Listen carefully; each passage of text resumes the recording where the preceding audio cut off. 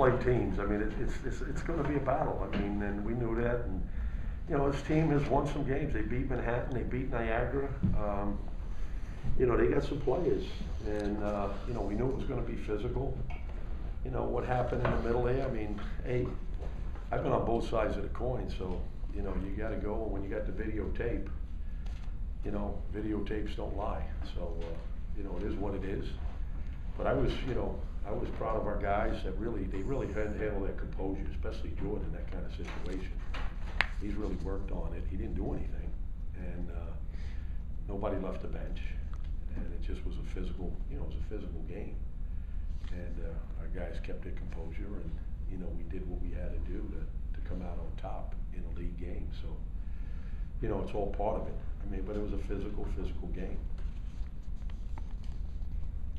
I thought Zach Lewis, you know, really bounced back, you know, not only on the offensive end, but the defensive end.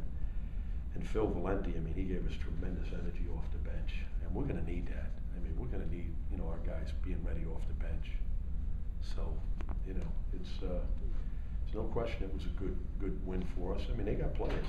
Gilbert's a good player. Barrows is a good player. Chappelle is, you know, he played real well as a freshman. You know, so they're a good team. Jim, first of all, the skirmish seemed to invigorate you guys. It seemed like you got your focus after that, because it wasn't there fully, it seemed, before that. Well, you know, it's a very emotional day, you know, and that's not an excuse. But I've been through these before with my other son. And Matt and myself had talked about possibly doing it after the game. We did it after the game last year. We lost. But we wanted to give the kids their due, especially the seniors. I thought it was a wonderful ceremony. I thought Matt did a great job, you know, giving the women flowers, you know, giving the guys their uniforms. We even had my son from Italy. That's why Cindy was holding a phone there. He was watching the whole ceremony from Italy. So it was really special. And, you know, I mean, it seems like this 2 years went really, really quickly. I mean, we went out to dinner last night, and it was really special. And, you know, I mean, it's just, I don't know, I mean, it's just, I treasure every moment of it. Because we'll be talking about this for the rest of our lives. Were you at the time, Jim, because you struggle sometimes with, because you're coaching first. Yeah. And I'm watching you, and honestly, I think I actually wrote it down.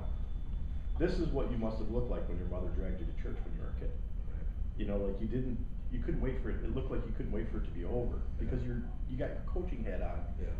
And you're trying to, you're not allowed to be the father that, like any other father would be. Yeah. Other than Bob Knight or whoever. It's very, very challenging at times, you know, and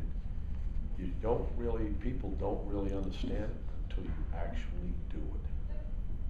And when you do it, now you're into it. Right. And, you know, and so you're trading your emotions, your feelings, sensitivity with the other kids. Right. And there's so much that goes into it that you really can't explain it because it's intuition. Right.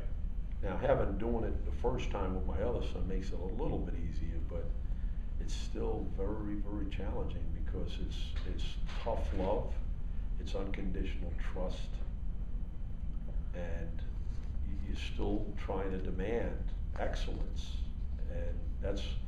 and I've always told Billy, don't take it personal, but right. I'm constantly on him to be the best player he can be all the time. Mm-hmm.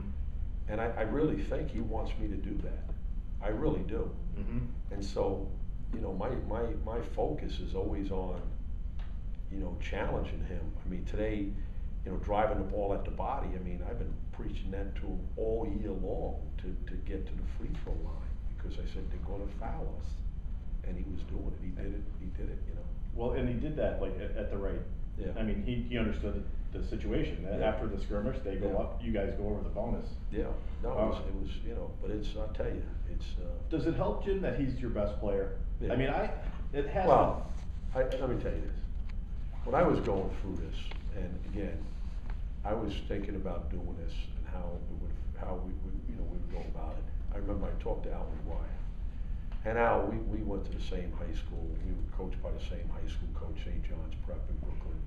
And Al always said to me, he said, Jim, your son better be the best or the worst. Right. No in between. So I've been fortunate that both of my sons have been the best player on the team, you know. But, you know, they've been a top player, let's put it that way. You know, they've been, because I don't want to, you know, diminish any of my other guys, because we got 5, you know, the seniors.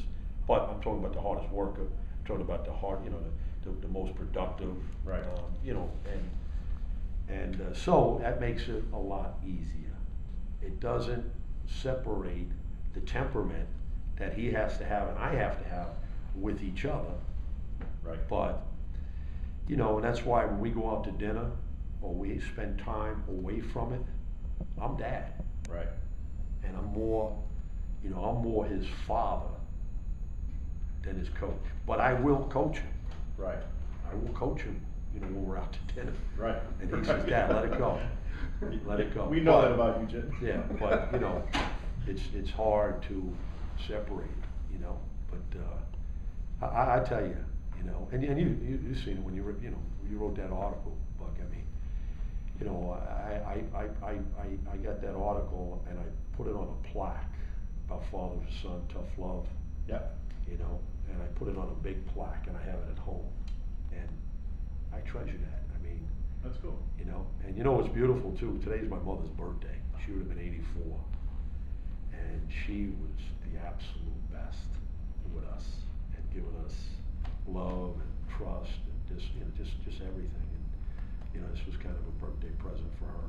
You sense too, I mean, there's no doubt that the people watching are Yeah. also very much in tune with, Yeah. and he had the loudest cheers when, Yeah. and it's, you know what I mean, they gave him a standing ovation when he left. I mean, it was the proper welcome, a proper goodbye. Yeah. Well, that's why we wanted to take him out of the game and, you know, give him that fanfare, because, I mean, he gets the best of every team's best. Yeah, You he know, does. their best player, their best guard, whether he's 6'4", 6'5", 6'6", whether he's, you know, 5'11", and, you know, they play. I mean, he played 37 minutes tonight. Yeah. You know, and we tried to take him out the first half just to give him a cup of coffee, but, It's funny too, watching this game, it wasn't like his prettiest game, No. but it might have been his smartest game, right. right? Would you agree Well- with that? I mean, Imagine if guys hit shots.